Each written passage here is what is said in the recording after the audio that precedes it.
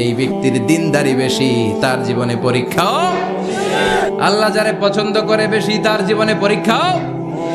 নমরুদ বলল, ইব্রাহিম ঈমান ছেড়ে দাও, তাহলে জানে বেঁচে যাবা, নাইলে আগুনে ফেলবো। সাইয়েদনা ইব্রাহিমের এক কথা, জীবন যাবে কিন্তু ঈমান যাবে। নমরুদ বলে, ঈমান ছেড়ে দাও, তা না হলে আগুনে ফেলবো। সাইয়েদনা ইব্রাহিম বলে, জীবন যাবে কিন্তু ঈমান যাবে। তার মানে আগুনের পরীক্ষায় পাস। চিল্লায় বলেন, আগুনের পরীক্ষায়। পরীক্ষা নাম্বার 2, একটার পর একটা পরীক্ষা নিতে আল্লাহ শুরু করলেন। আল্লাহ বললেন, ইব্রাহিম যাও, কলিজার টুকরা সন্তানকে আর হাজারকে মক্কার ধুধু প্রান্তরে ফেলে দিয়ে আসো। ওখানে মানুষ নাই, প্রাণী নাই, জনমানব শূন্য, দেখি আমার কদ্দুর ভালোবাসো। বলতে দেরি, টু শব্দ নাই, মরুভূমিতে ফেলে দিয়ে আসলেন। তার মানে পরীক্ষা নাম্বার 2তেও, কথা বলেন, 2তেও। পরীক্ষা নাম্বার 3, আল্লাহ বললেন, ইব্রাহিম দেখি তোমার হৃদয়ে